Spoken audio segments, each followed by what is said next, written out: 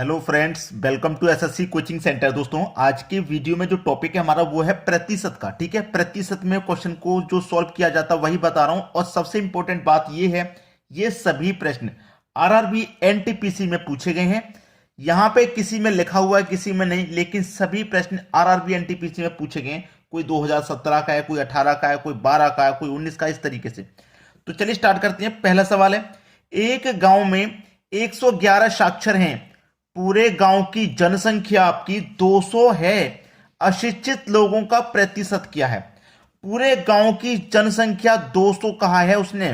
पूरे गांव की जनसंख्या 200 है, जिसमें से 111 साक्षर हैं।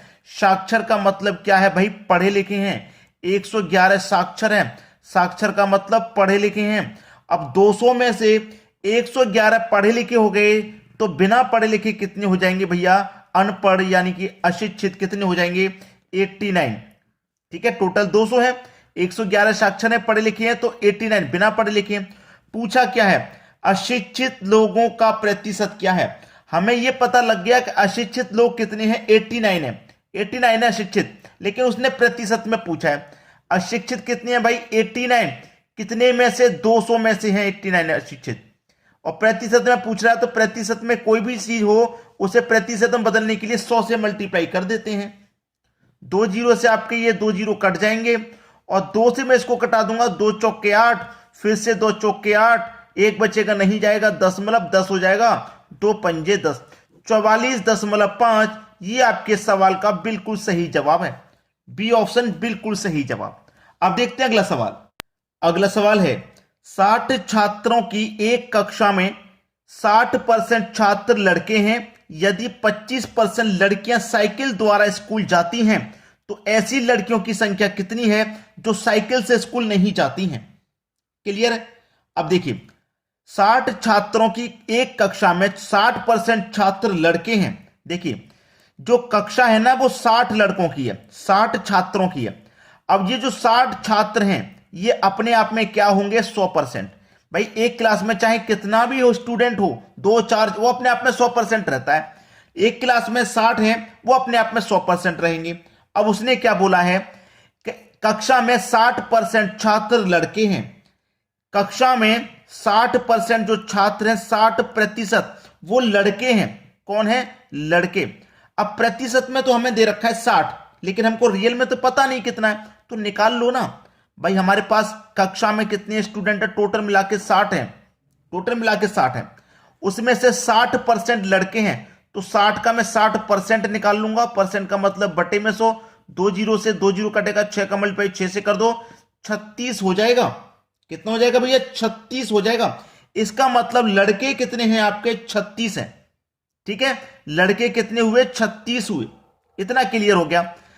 60 छात्रों की एक कक्षा में 60% छात्र लड़के हैं।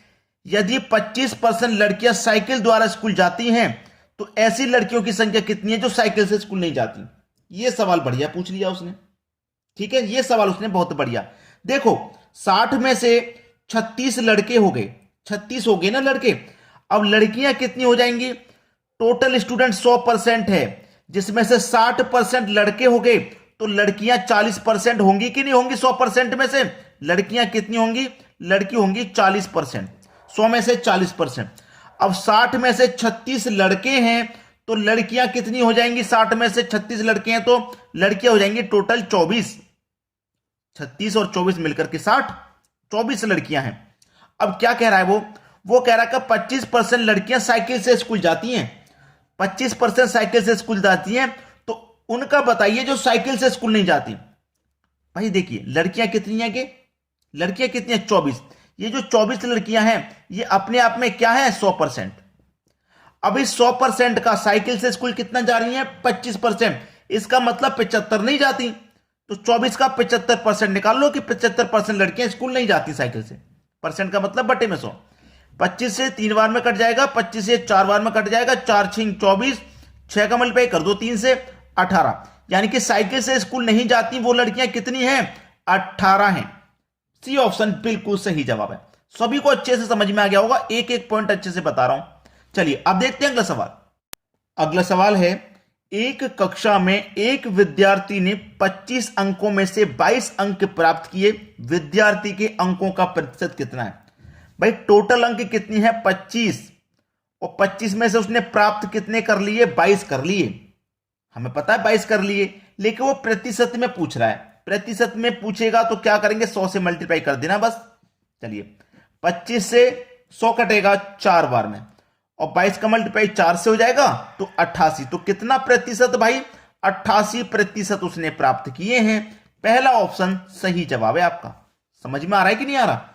अब देखेंगे अगला सवाल। अगला सवाल है, यदि एक छात्र के अंक में 25% की वृद्धि की गई तो उसके टेस्ट का स्कोर 75 हो गया, उसका वास्तविक स्कोर कितना है? बहुत अच्छा सवाल है। ठीक है, यदि एक छात्र के अंक में 25% की वृद्धि की गई, यानी कि शुरुआत में छात्र के जो अंक होंगे वो 100% होंगे, 25 की वृद्धि कर दी तो भैया 125 हो जाएगा। क्लियर है इतना? 125 हो जाएगा। टेस्ट में उसका स्कोर 75 हो गया। कितना हो गया? टेस्ट में उसका स्कोर 75 हो गया। कितने में से? शुरुआत में कितना था? 100 था, उसमें 25% की वृद्धि हो गई तो 125 हो गया। ठीक है, बस सॉल्व कर लो, आंसर आ गया। 25 चौके 100, 25 से कट जाएगा 5 बार में, और 5 से 75 कट जाएगा 15 बार में। 15 चौके कितना हो जाएगा भैया? 60। सवाल खत्म। वास्तविक स्कोर कितना है उसका? 60 है। पहला ऑप्शन सही जवाब हो गया। चलिए अब देखते हैं अगला सवाल। अगला सवाल है, एक कक्षा में आयोजित परीक्षा में एक छात्र ने 25 अंकों में से 9 अंक प्राप्त किए। छात्र के द्वारा प्राप्त अंकों को प्रतिशत में व्यक्त करें।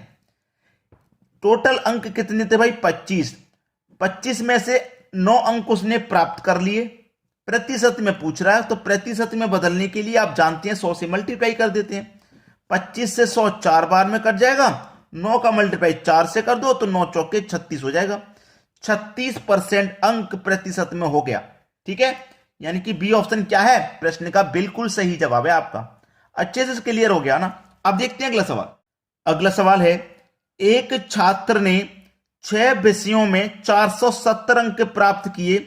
यदि प्रत्येक विषय के अंक 100 हैं तो उसके अंकों का प्रतिशत ज्ञात करो। देखिए, प्रत्येक विषय के अंक 100 हैं, यानी कि एक विषय के अंक 100 हैं, तो 6 विषय के अंक कितने हो जाएंगे? टोटल 600 हो जाएंगे। अब इस 600 में से उसने कितने प्राप्त किए?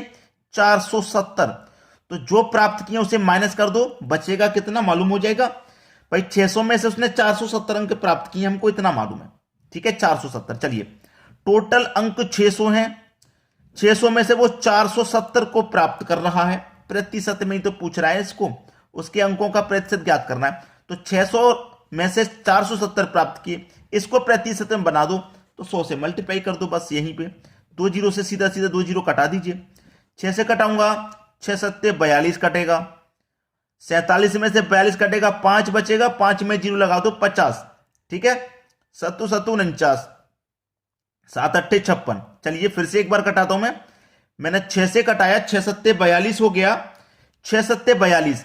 अब 47 में से 42 कटेगा तो 5 बचेगा, और 5 में जीरो लगा देंगे 50 हो जाएगा। 6 से कटाऊंगा, 6 अट्ठे 48, 6 अट्ठे 48 कटेगा, 2 बचेगा तो 2 में तो जाएगा नहीं, दशम लगेगा, 2 के आगे जीरो लगेगा, 20 हो जाएगा। 6 त्रिक 18, फिर से 2 बचेगा, फिर से 6 त्रिक 18, तो ये ही आपका आंसर हो जाएगा 78.33।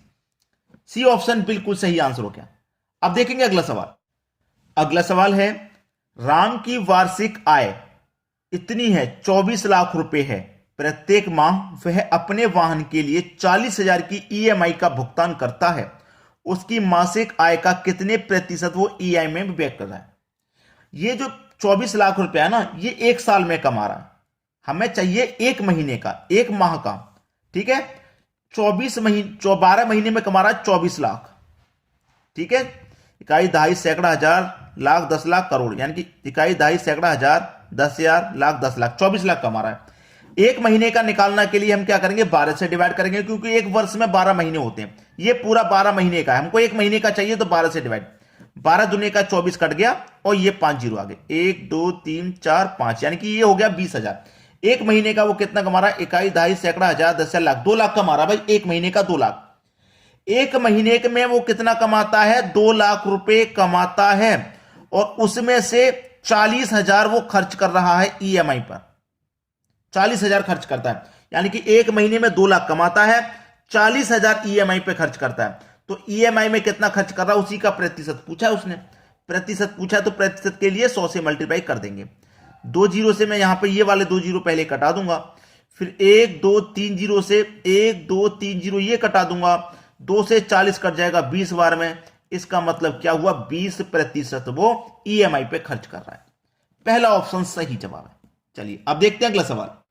अगला सवाल है, एक व्यक्ति ऋण अदायगी के लिए प्रति माह 8,960 रुपए है, जो उसके मासिक वेतन का 28% है। उसके मासिक वेतन की गणना करो। देखो, एक व्यक्ति ऋण अदायगी के लिए प्रति माह 8,960 रुपए खर्च करता है, यानी कि एक महीने में जो ऋण देता है ना, वो एक महीने में जो ऋण दे रहा है वो 8,960 रुपए देता है। उसके मासिक वेतन का वो 28% है, यानी कि अपना जो वेतन कमाता है ना 100%, जो भी वो 100% कमा रहा है, उसमें से 28% वो ऋण में दे रहा है। उसमें से 28% दे रहा है ऋण में, यानी कि 8,960 दे रहा है। तो 28% की जो वैल्यू है वो कितनी है, 8,960 रुपया है। यही तो है 8,960। अब आपको 100% का मान पूछा, वेतन की गणना करो, जो कि अपने आप में 100% होता है। तो कैसे करेंगे, इस 28 से इसमें डिवाइड दे देंगे और 100% का मान निकालने के लिए 100 से आप मल्टीप्लाई कर देंगे। यही तो करेंगे, 100% का मान निकालने के लिए 100 से मल्टीप्लाई कर देंगे। ठीक है, चलिए यहां पे हम कटा लेते हैं। यहां पे मैं कटाऊंगा, 4 से कटाता हूं इसको, 4 सत्ते 28, 4 से इसको कटाऊंगा तो ये 25 बार में कट जाएगा।